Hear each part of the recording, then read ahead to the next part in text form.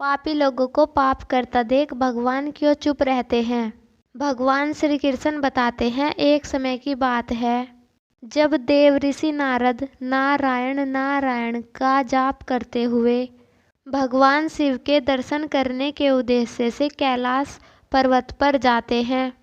देव ऋषि नारद को देखकर भगवान शिव प्रसन्न होते हैं और कहते हैं, नारद आज अचानक से किस कारण से तुम्हारा कैलाश पर्वत पर आगमन हुआ? अवश्य ही कोई विशेष कार्य होगा जिसका भाग बनकर तुम यहाँ पर आए हो। फिर नारद जी कहते हैं, हे भोलेनाथ, आप तो अंतर्यामी हैं, भला आपसे कोई बात कैसे छिपी रह सकती है? हम यहाँ किस लिए आए हैं आपको भली भांति पता है। नारद जी कहते हैं, हे प्रभु, आज मेरे मन में एक शंका निर्माण हो रही है, उसी का समाधान करने के उद्देश्य से आपके पास आया हूँ। कृपया मेरी इस शंका का समाधान कीजिए। तब भगवान शिव नारद जी से कहते हैं, हे नारद, तुम्हारे मन में जो भी शंका हो निसंकोच होकर कहो, मुझे तुम्हारी इस शंका का समाधान करके खुशी होगी। फिर नारद जी कहते हैं, हे प्रभु, पापी लोगों को पाप करता हुआ देखकर भगवान क्यों चुप रहते हैं? तब भगवान शिव कहते हैं, हे नारद, तुमने पूरे मानव जाति कल्याण हेतु प्रश्न किया है। मैं इस प्रश्न का उत्तर छोटी सी कथा के माध्यम से देना चाहता हूँ, इसलिए तुम इस कथा को ध्यान से और मन लगाकर सुनना। और जो भी मनुष्य इस कथा को ध्यान और मन लगाकर सुनता है, जीवन काल में किसी भी बात को लेकर कभी भी पश्चाताप नहीं करता और वह मनुष्य जान जाता है कि पापी लोगों को पाप करता देख भगवान क्यों चुप रहते हैं। फिर भगवान शिव कथा को सुनाना प्रारंभ करते हैं। भगवान शिव कहते हैं, प्राचीन समय की बात है, एक जंगल में एक मोरनी और मोर का जोड़ा रहता था। वह दोनों पति पत्नी एक दूसरे से बड़ा प्रेम करते थे, एक दूसरे का बड़ा आदर सम्मान करते थे और उनका जीवन बड़े सुख और आराम से कट रहा था। उनके जीवन में किसी भी प्रकार का कोई दुख नहीं था। फिर एक दिन की बात है, मोरनी अपने पति मोर से कहती है, हे पिया जी, भगवान की जिंदगी कितनी सुखी है, कितनी आराम भरी है। सिर्फ इस दुनिया को चलाना होता है और बैठे बैठे वह इस दुनिया को चलाते हैं। उन्हें कोई मेहनत का काम नहीं करना पड़ता और उन्हें उनके भक्त अच्छे अच्छे भोग भी लगाते हैं और उन्हें अच्छे अच्छे पकवान खाने को मिलते रहते हैं। दूसरी ओर हमारा जीवन कितना कठिन है। हमें रोज अपना दाना पानी लोगों से छिप छिप कर जंगल में ढूंढना पड़ता है। प्रिय श्रोताओं, इस पर मोर मोरनी से कहता है, ऐसा नहीं है प्रिय, भगवान का काम बहुत कठिन है। भगवान को यह पूरी सृष्टि चलाने के लिए बड़ी मेहनत करनी पड़ती है। मैं तुम्हें एक कथा के माध्यम से समझाता हूँ, तब तुम्हें मेरी बात समझ में आएगी। मोर मोरनी से कहता है, एक गांव की बात है। उस गांव में भगवान शिव का एक बहुत ही सुंदर मंदिर बना हुआ था और उस मंदिर के बगल में ही भगवान भोलेनाथ का छोटा सा शिवलिंग भी था। उस मंदिर की देखभाल के लिए उसी गांव का एक भोला व्यक्ति मंदिर की देखभाल में लगा हुआ था, जो सुबह शाम उस मंदिर की सफाई करता था और दोनों समय स्नान ध्यान करने के बाद पूजा अर्चना करता था। वह आदमी बहुत ही निर्धन और दुखी था। मंदिर में आने वाले श्रद्धालुओं द्वारा जो भी उसे दान दक्षिणा दे दी जाती थी, वह उसी से अपने परिवार का गुजारा करता था। मंदिर परिसर में काम करते करते वह अपनी जिंदगी से जुड़ी निजी शिकायत भगवान की प्रतिमा के सामने खड़ा होकर करता था। कभी घर की बातें, कभी परिवार की बातें, तो कभी दुनियादारी की बातें करता था और भगवान से कहता था, हे भगवान, आपकी ज़िंदगी कितनी आरामदायक है। आप तो बस मंदिर में एक जगह आराम से बैठे रहते हैं और लोगों की प्रार्थनाएं सुनते रहते हैं और कोई तुम्हें लड्डुओं का भोग लगा जाता है तो कोई प्रसाद चढ़ा जाता है। तरह तरह के मिष्ठान और पकवान भी आपको यही बैठे बैठे मिलते रहते हैं। तुम्हारा जीवन कितना आसान है और मेरी ज़िंदगी कितनी कठिन है। मेरी छोटी सी ज़िंदगी, उसमें हजारों तरह के दुख भरे पड़े हैं और हजारों तरह की परेशानियां आप दे दिए हैं। दिन भर कड़ी मेहनत करता हूँ, तब कहीं जाकर मैं अपने परिवार के लिए 2 समय का खाना जुटा पाता हूँ। वहीं पापी पाखंडी लोगों को देखो, दिन रात बुरे कर्मों से लिप्त रहते हैं, फिर भी मौज की ज़िंदगी जी रहे हैं। हे भगवान, यदि मेरी ज़िंदगी भी आपकी तरह हो जाती तो मेरा जीवन भी कितना खुशहाल होता।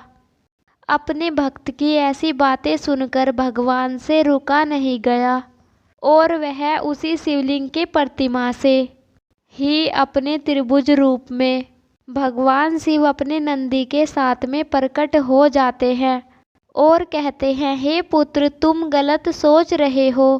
तुम जैसा सोच रहे हो वैसा कुछ नहीं है। दूर से देखने पर सबका जीवन अपने जीवन से अच्छा दूसरों का जीवन ही दिखाई पड़ता है। जब हमें उसकी वास्तविक जिंदगी का पता चलता है तब समझ में आता है कि यह तो मुझसे भी गया गुजरा जीवन जी रहा है। तुम मेरी जिंदगी को आसान समझ रहे हो, मेरा जीवन उतना आसान नहीं है जितना तुम समझ रहे हो। मुझे भी बहुत सारी चीज़ें देखनी पड़ती है, बहुत सी व्यवस्थाएं बनानी पड़ती है, बहुत सी चिंताएं लगी रहती है। अच्छे के साथ अच्छा कैसे हो, बुरे के साथ बुरा कैसे हो, यह सब सोचना पड़ता है। कोई किसी असहाय को रुलाता है तो कोई पीड़ित को पीड़ित करता है, उसकी रक्षा करनी पड़ती है। मेरी जिम्मेदारी को जिस दिन तुम समझ जाओगे उस दिन तुम्हें मेरी मेहनत के बारे में भी पता चल जाएगा। फिर भगवान शिव उस भोला नाम के व्यक्ति से कहते हैं, हे पुत्र, इतना आसान नहीं है भगवान बनना।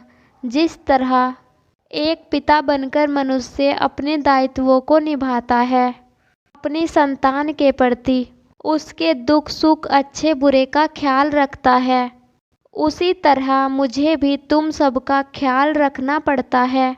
इतनी सारी जिम्मेदारियों को एक साथ निभाना कोई आसान काम नहीं है। फिर भगवान भोलेनाथ की बात सुनकर वह भक्त बोला, हे भगवान भोलेनाथ, आप तो बहुत ही भोले भाले हैं। आप यह कैसी बातें कर रहे हैं? आपका काम तो सचमुच में आसान है। जिस तरह आप पूरे दिन बैठे रहते हैं, आपकी तरह तो मैं भी किसी समय बैठा रहता हूँ तो किसी समय खड़ा रहता हूँ। इसमें कौन सी बड़ी बात है? तब भगवान शिव कहते हैं, हे पुत्र, मैं फिर कहता हूँ, तुम यह नहीं कर पाओगे। मेरे इस कार्य में बड़े धैर्य की आवश्यकता पड़ती है और मनुष्य में इतना धैर्य नहीं होता कि वह परिणाम घोषित होने तक रुक सके।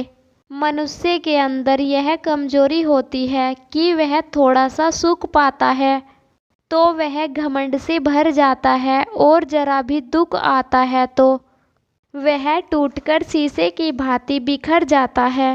वह अपने धैर्य को बनाकर नहीं रख पाता।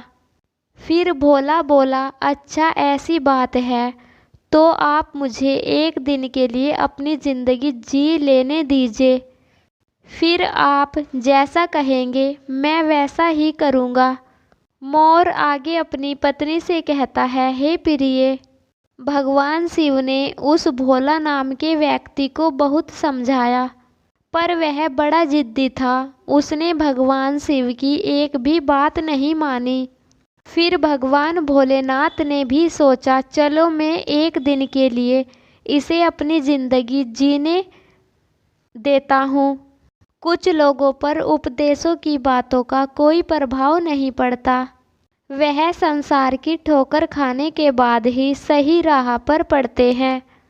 फिर भगवान शिव ने कहा, बेटा ठीक है, एक दिन के लिए मैं तुम्हें भगवान बनाता हूँ और तुम्हारी जिंदगी मैं जीता हूँ।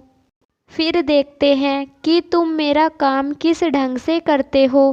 भगवान शिव कहते हैं, और हाँ, तुम्हें मेरी जिंदगी जीने के लिए कुछ नियमों शर्तों का पालन करना पड़ेगा। फिर वह भोला नाम का भक्त बोला, हे भगवान भोलेनाथ, मैं आपकी सारी शर्तें मानने के लिए तैयार हूँ। बताइए आपकी क्या शर्तें हैं। तब भगवान शिव कहते हैं, हे पुत्र, तुम ध्यान से सुनो। मंदिर में बहुत से लोग आएंगे जाएंगे, जिसमें अच्छे भी लोग होंगे और बुरे भी लोग होंगे, क्योंकि भगवान पर तो सबका ही अधिकार है। यदि किसी पिता का एक बेटा नालायक निकले तो क्या वह पिता उसे अपना बेटा नहीं मानेगा? इसी तरह अच्छे बुरे दोनों लोग मेरे बच्चे हैं, परंतु परिणाम मैं उन्हें उनके कर्मों के अनुसार ही देता हूँ। फिर भगवान भोलेनाथ कहते हैं, बेटा, जब तुम भगवान बनकर मेरे स्थान पर खड़े रहोगे तो तुम्हें अच्छा कहने वाले लोग भी आएंगे और बुरा कहने वाले लोग भी आएंगे। तब तुम्हें चुपचाप उनकी बातें सहन करनी होगी और धैर्य के साथ उनकी बातों को सुनना होगा और उनके अच्छे बुरे कर्म को देखना होगा। तुम्हें अपनी तरफ से कुछ भी भक्त से कहना नहीं होगा, चाहे कुछ भी हो जाए। फिर भोला ने कहा, ठीक है प्रभु, मुझे आपकी सारी शर्तें मंजूर है। अब तो भगवान भोलेनाथ ने उस भक्त से एक दिन के लिए जिंदगी बदल ली और एक दिन के लिए उसे भगवान ने शिवलिंग में विराजमान कर दिया और स्वयं सेवक बनकर मंदिर में मंदिर की सेवा करने लगे।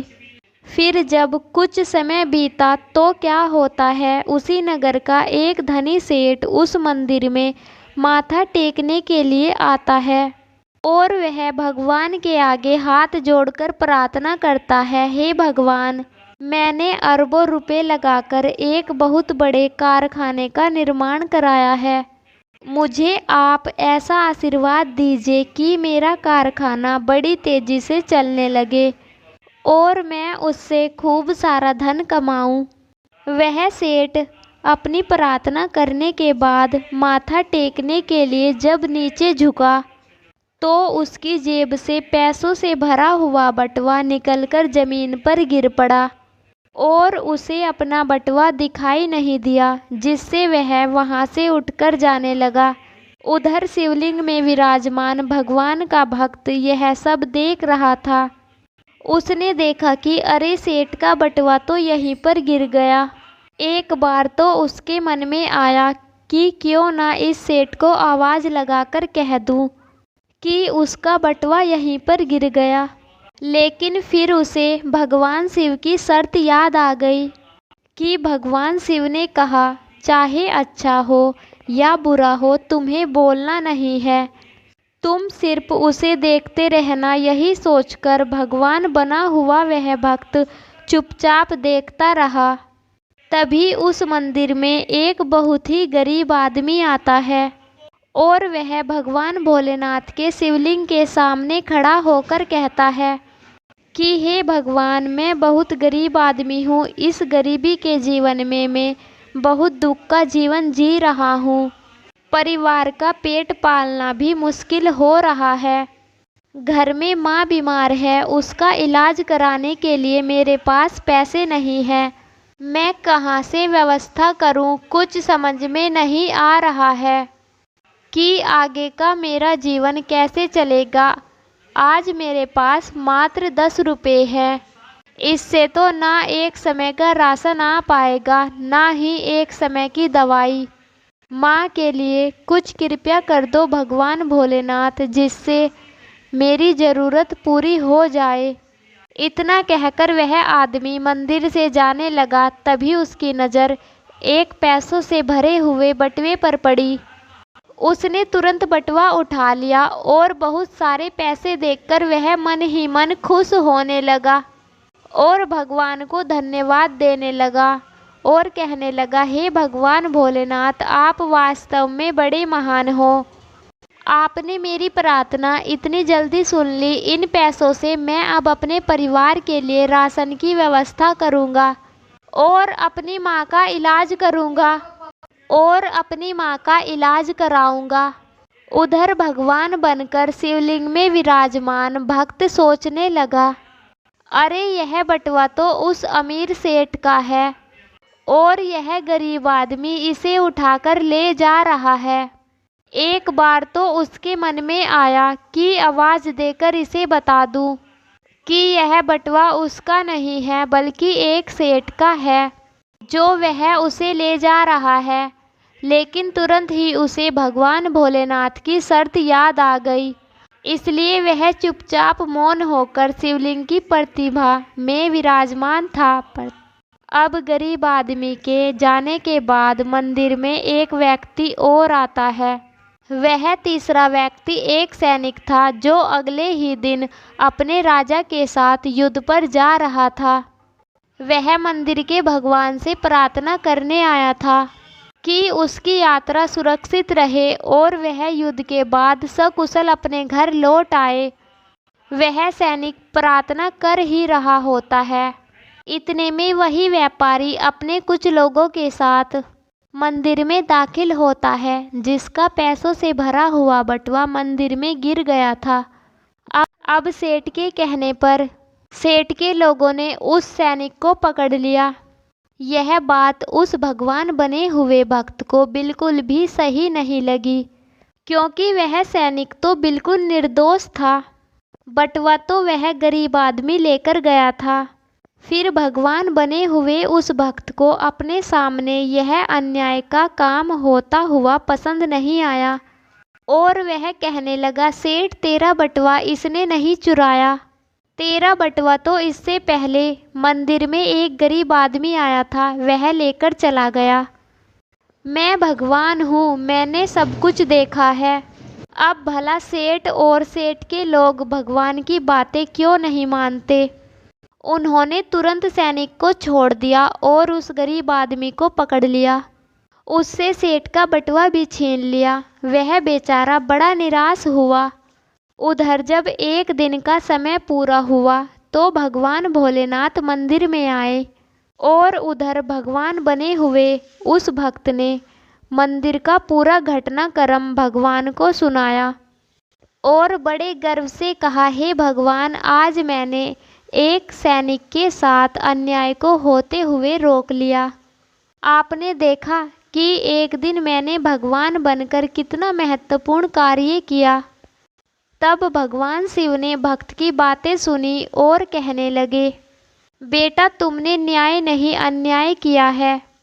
तुमने उस गरीब आदमी को पकड़वाकर उसके परिवार से भोजन का निवाला छीना है, उसकी बीमार माँ का इलाज होने से रोका है। यह तुमने बहुत बड़ा अन्याय कर दिया। वह सेठ बड़ा आगामी था, उसने पाप करके करोड़ों रुपए की दौलत जोड़ी है। गरीबों का पेट काटकर उसने उन पैसों को जमा किया है। यदि उसका बटुआ छूट गया था तो क्या हुआ, कम से कम उन पैसों से किसी का भला तो हो जाता और उस सेठ के कुछ पाप भी कम हो जाते। तुमने उस सैनिक को बचाकर भी बहुत बड़ा अन्याय किया है। वह सैनिक अपने राजा के साथ युद्ध में जाकर एक कमज़ोर देश का राज्य हड़पने वाला था। जानते हो उस युद्ध में कितने निर्दोष सैनिक मारे जाएंगे। तुमने उसे बचाकर बहुत बड़ा अन्याय किया है। भक्त को भगवान भोलेनाथ की बातें सुनकर बड़ा पश्चाताप हुआ और कहने लगा, हे भगवान भोलेनाथ, मैं तो वही देख पा रहा था जो मेरी आंखों के सामने हो रहा था। उसके पीछे की सच्चाई कुछ और होगी, यह मैं देख नहीं पा रहा था। फिर भक्त कहता है, हे भगवान भोलेनाथ, इस दुनिया को आप ही चला सकते हैं, क्योंकि आप जीवन के हर पहलू को अच्छी तरह से देख पाते हैं। आप जो करते हैं अच्छा ही करते हैं। गलत तो हम हैं जो जीवन की वास्तविकता को समझ नहीं पाते। और उससे पहले ही आप पर दोष लगा देते हैं। जब हमारे साथ कुछ गलत हो रहा होता है या हमारे हिसाब से कुछ नहीं होता तो उस समय हम अपना धैर्य खोकर भगवान को दोषी मानने लगते हैं और उन्हें दोष लगा देते हैं। हम यह समझ नहीं पाते कि हमारे साथ हो रहे गलत कार्य में भी भगवान की कोई न कोई योजना छिपी हुई होती है जो आगे चलकर हमारे लिए हितकर साबित हो सकती है। फिर वह भक्त भगवान भोलेनाथ से कहता है, हे भगवान, मनुष्य की समझदारी इसी में है कि हमें गंभीरता पूर्वक कार्य के आगे और पीछे के परिणाम को सोच लेना चाहिए। यदि आपके साथ आपकी मर्जी के अनुसार कुछ नहीं हो रहा है तो उसे भगवान की मर्जी समझनी चाहिए और आगे जो भगवान करते हैं वह अच्छा ही करते हैं, ऐसा सोचकर अपने कर्तव्य पर ध्यान देना चाहिए। फिर उसके बाद भगवान शिव भक्त से कहते हैं, हे पुत्र, क्या अब तुम्हें पता चल गया कि भगवान बनना इतना आसान नहीं है। फिर आगे वह भक्त कहता है, हे भगवान भोलेनाथ, आप जितने भोले भाले हैं इतनी ही सरलता से लोगों के दुख को दूर कर देते हैं। तो हे प्रभु, अब मैं समझ गया हूँ, कुछ भी बनना आसान है पर भगवान बनना इतना आसान नहीं। इसके बाद भगवान भोलेनाथ उस भक्त को तथास्तु कहकर वहाँ से सीधा कैलाश पर्वत पर पहुँच जाते हैं। फिर भगवान शिव देवऋषि नारद से कहते हैं, वह मोर अपनी पत्नी से कहता है कि हे प्रिय, अब बात करते हैं उन दो कारणों की जिसकी वजह से भगवान पाप होते हुए देखकर भी चुप क्यों रहते हैं। पहला कारण तो यह है कि भगवान आपकी तब मदद नहीं करेंगे जब तक आप दुनिया वालों पर निर्भर रहेंगे। जिस दिन आप खुद पर तथा भगवान पर निर्भर हो जाएंगे उस दिन वह आपकी मदद के लिए जरूर आएंगे। दूसरा यह कारण है कि भगवान मनुष्य के कर्म भी देखकर चलते हैं कि किसको कहाँ पर किस कर्म का दंड मिलना चाहिए और किसको किस कर्म का फल मिलना चाहिए। भगवान हमेशा आपके अगले और पिछले सारे कर्मों को देखकर हिसाब करते हैं। भगवान को समर्पित होकर चलिए तो भगवान आपका कभी बुरा नहीं होने देंगे।